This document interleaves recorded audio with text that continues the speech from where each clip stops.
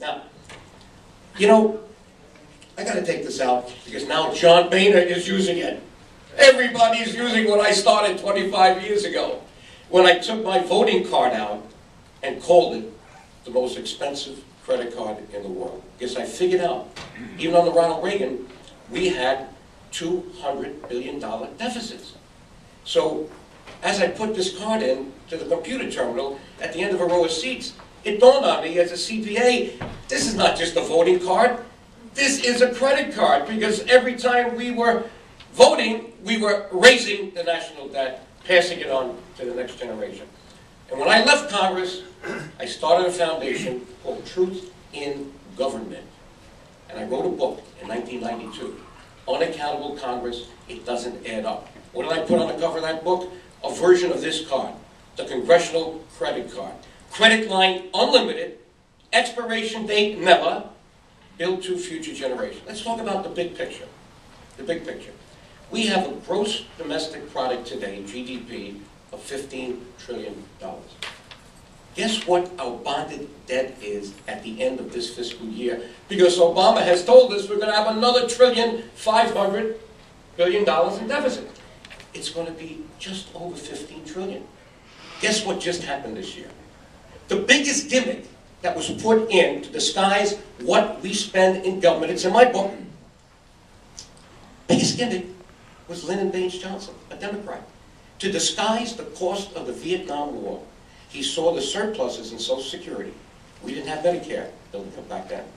And he said, why should I show a deficit and really take political hits when I could just meld the cash in those accounts against the budget deficit and reduce the deficit and tell the people. So what they did is, for 40 years, we've been offsetting the surpluses in the Social Security accounts, which are earmarked taxes, funds that were supposed to be lockboxes and trust funds, which they're not. It was a big lie, because we spend it as soon as it goes in.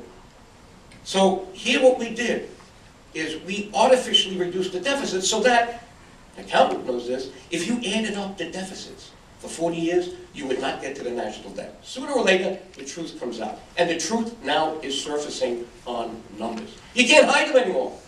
Moody's, ratings of states to add unfunded pensions to their debt in order to determine if the states are underwater and deserve AAA bond ratings. Okay? You know what? They also warned 2 months ago, and again a few weeks ago, the federal government, if you keep these deficits up, spending money we don't have, borrowing from countries like China that we don't trust, don't expect a AAA bond rating. Now, you know what a AAA bond rating does for you? It keeps your interest rates low. These are the unrecorded, unfunded liabilities of the federal government. In other words, we know what the Social Security Trust Fund should have, because there's IOUs in there, right? So we know that there's about $6 trillion of IOUs for the trust fund. It's going to go up a little bit because of Medicare. But what's going to go up even more now? Because Obama has said our national debt bonded by 2017. He's saying it, so you know he's lying. It's going to be more. It's going to be $20.6 trillion. And the bulk of that is not going to be in the trust fund. It's going to be money we need now, and therefore it's money we got to pay interest on. Think about what the interest cost is going to be if Bernanke has made the wrong choice. You cannot find anybody today that can tell us where we're going. We don't even know where we are. So here's the numbers. Social Security, unfunded, unrecorded, for people living today. These are the projections by actuaries that you have to compute if you're a publicly traded corporation. Otherwise, you get indicted for securities fraud and thrown in jail if you're an SEC company. And the SEC rules don't apply to the federal government. I say that in my book because we exempted the government from the rules they impose on us. Here it is. 17 trillion, 188 billion. Medicare Part A, 13 trillion, 590 billion. Medicare Part B, 12 trillion, 615. Medicare Part D, 5. Total, $49 trillion. That's off the books, off the budget, unfunded. Now, take Moody's and Standard & Poor's.